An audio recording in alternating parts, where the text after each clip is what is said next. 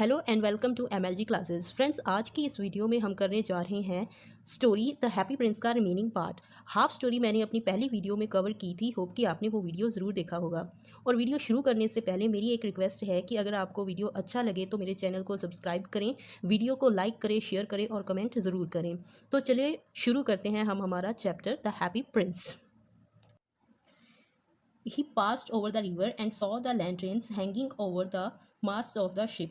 वो एक रिवर के ऊपर से उठता हुआ गया और वहाँ देखा कि वहाँ पे जो शिप्स खड़ी थे उनके जो लंबे लंबे खंभे होते हैं उन पे लैंटर्न्स हैंगिंग मतलब कि लटकी हुई थी।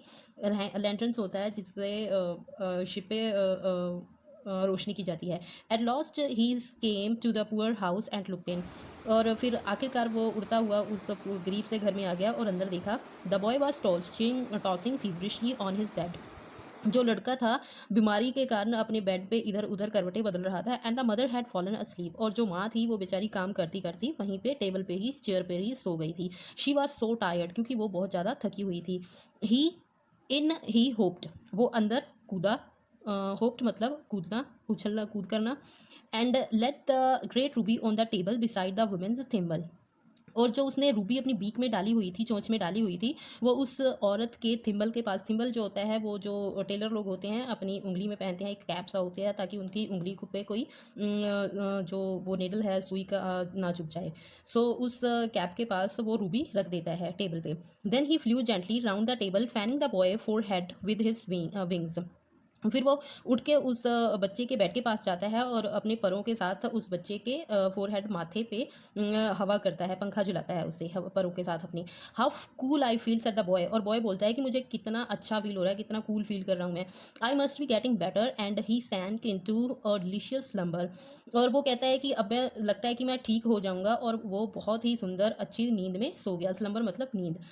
Then the swallow flew back to the happy prince. फिर जो स्वेलो होता है वो ये सारा काम खत्म करके वापस हैप्पी प्रिंस के पास उड़कर जाता है। And told him that what he had done. और उसे बताता है कि उसने क्या किया। It is curious he remarked, but I feel quite warm now although it is so cold. फिर वो कहता है कि बड़ी अजीब सी बात है कि भले ही बहुत ज़्यादा ठंड है लेकिन मुझे एकदम से अचानक से गर्मी लगने लगी है। That is because you have done a good action set the prince. Prince अभी उसको बोलता है कि ये सब इसलिए तुम्हें फील हो रहा है क्योंकि तुम एक अच्छा काम करके आए हो।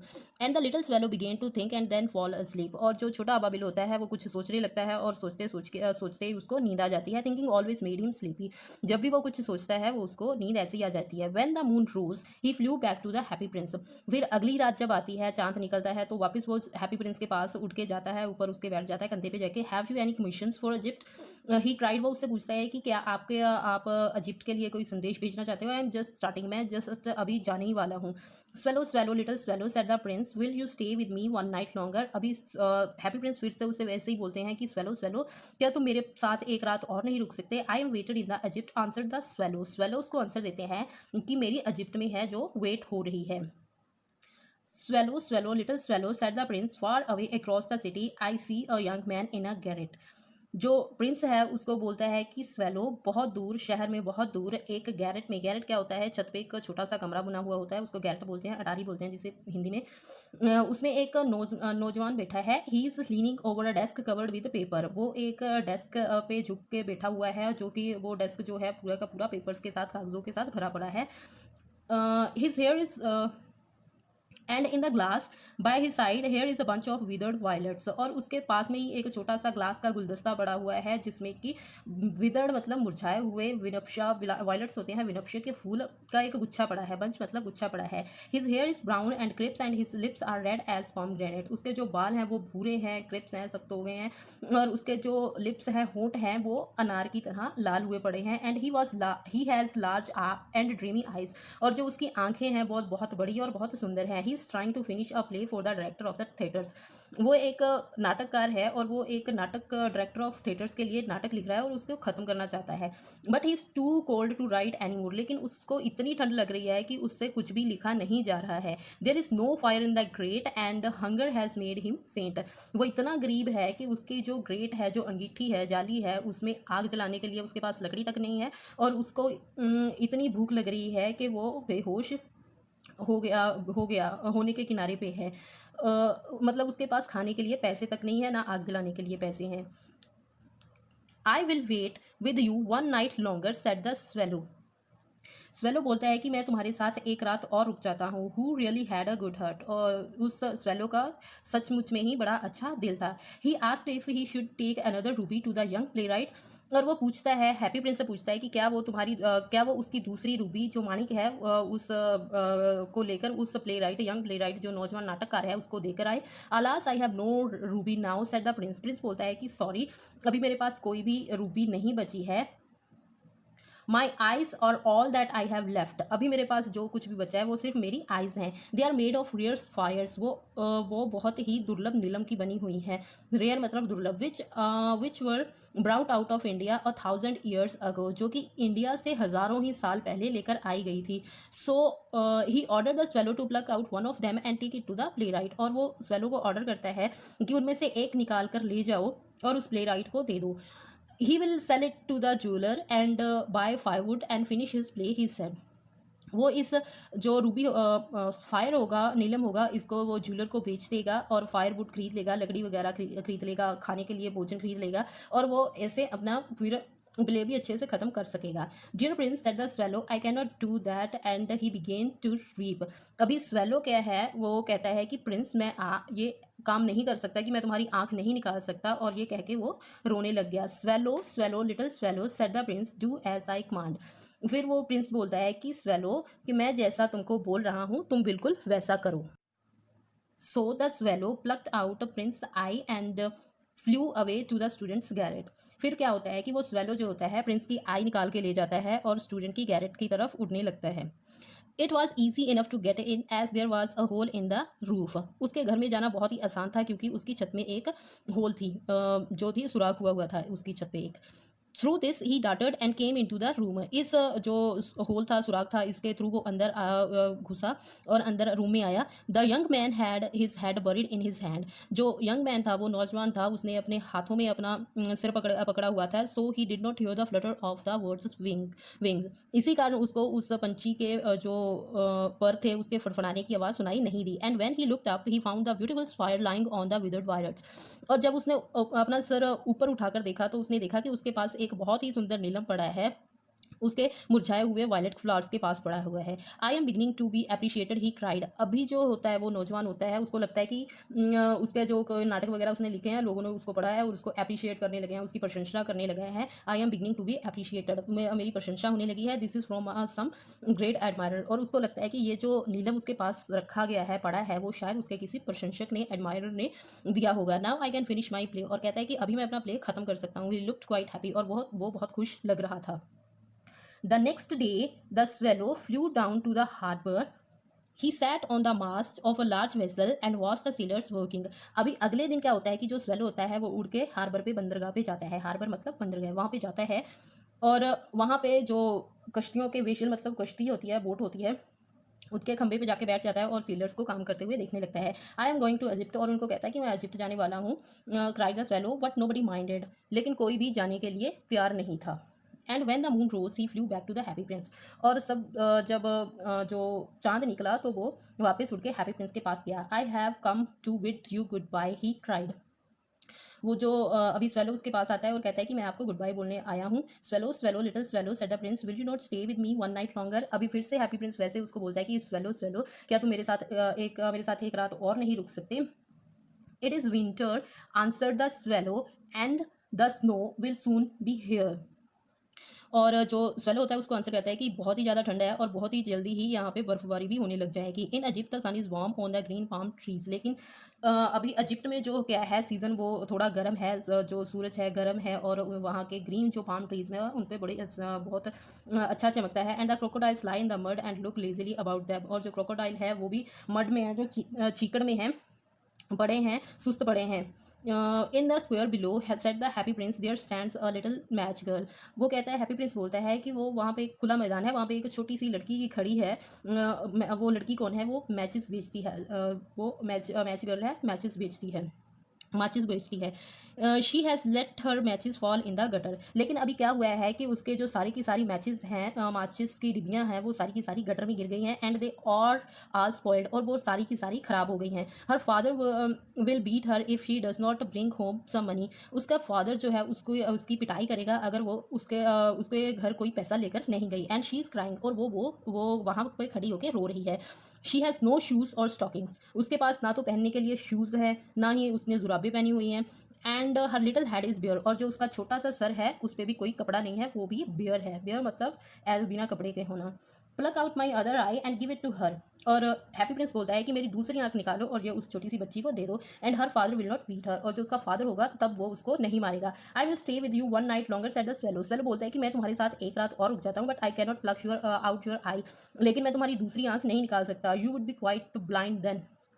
फिर कहता है कि फिर तो तुम बिल्कुल ही अंधे हो जाओगे। Swallow swallow little swallow said the prince do as I command. फिर से प्रिंस उसको बोलता है, वैसे ही बोलता है कि स्वेलो स्वेलो वैसा ही करो जैसे मैं तुमको करने को बोल रहा हूँ। So he plucked out the prince other eye and darted down. तो वो प्रिंस की दूसरी आंख निकाल लेता है और उठ जाता है, वहां से नीचे की तरफ उड़ जाता है। He swooped past the match girl and slip the jewel into the palm of her hand. वो उड़कर फड़फड़ाता हुआ मैच गर्ल के पास आता है और उसकी हथेली पे वो जो है नीलम जो है वो रख देता है। What a lovely bit of glass tried the little girl. Little girl बोलती है कि कितना सुंदर कांच है ये। एंड शी रैन हैप्पीली लाफिंगली, और बड़ी खुश होती हुई घर की तरफ दौड़ने लगती है। Then the swallow came back to the prince. You are blind now he said, so I will stay with you always. अभी जो होता है वो स्वेलो ये काम करके वापस आ जाता है और प्रिंस के पास वापस आता है और कहता है कि अभी आप बिल्कुल ब्लाइंड हो गए हो, अंधे हो गए हो, अभी मैं हमेशा ही आपके पास रहूंगा। No little swallow said the poor prince you must go away to Egypt. अभी जो प्रिंस होता है प्रिंस होता है वो स्वेलो को बोलता है, नहीं आपने इजिप्ट जाना है तो आपको इजिप्ट ही जाना चाहिए। No I will stay with you always said the swallow and he slept at the prince feet. जो स्वेलो बोलता अभी स्वेलो बोलता है कि नहीं मैं अब हमेशा ही तुम्हारे पास रहूंगा, और वो प्रिंस के पैरों के पास सो जाता है। All the next day he sat on Prince shoulder and told him stories of what he had seen in strange lands. अगले दिन वो क्या करता है कि सारा दिन प्रिंस के कंधे पर बैठा रहता है और उसको स्टोरीज सुनाता रहता है कि वो कहाँ कहाँ घूमा है, क्या क्या अजीब अजीब जगहों पे वो घूमा है और वहाँ पे उसने क्या क्या देखा है। Dear little swallow said the prince you tell me marvellous things. अभी प्रिंस बोलता है कि प्यारे स्वेलो तुमने मुझे बहुत ही अद्भुत बातें सुनाई हैं, अजीब अजीब बातें सुनाई हैं, हैरान करने वाली बातें सुनाई हैं। But more marvellous than anything is the suffering of man and women. लेकिन सबसे जो हैरान करने वाली चीज़ होती है दुनिया में वो होती है सफरिंग, दुख तकलीफ। आदमी औरतों के दुख तकलीफ से ज़्यादा कोई भी हैरान करने वाली चीज़ नहीं है।